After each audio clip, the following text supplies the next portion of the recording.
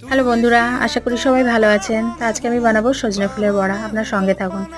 একটু পাত্রে আমি সজনে ফুল নিয়ে নিয়েছি। আপনারা হয়তো ভাবছেন সজনে ফুলের এরকম কালার কেন? আসলে সজনে ফুলের কালারটা একটু মানে টেস্টটা একটু কষা হয় তো, ওই জন্য আমি 10 মিনিটের মতো লবণ মাখিয়ে রেখেছিলাম। ওই জন্য এরকম লাল মতো হয়ে গেছে।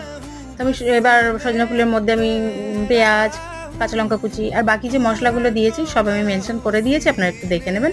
ওটা আর আমি মুখে বলছি না। এই বসন্তকালে সজনে ফুল খাওয়াটা খুব উপকার, বিভিন্ন ধরনের রোগের হাত থেকে প্রোটেক্ট করে। তো আমি এবার অল্প একটু জল দিয়ে এবার ভালোভাবে আমি এটাকে মাখিয়ে নেব।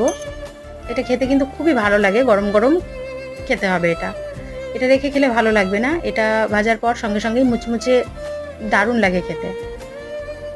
তো আমি এটাকে ডিপ ফ্রাই করে ভালোভাবে উল্টিয়ে পাল্টে একদম মুচমুচে করে ভেজে নেব। দেখুন একদম সুন্দর কালারও চলে এসছে আর মুচমুচে হয়েছে, খেতে দারুণ।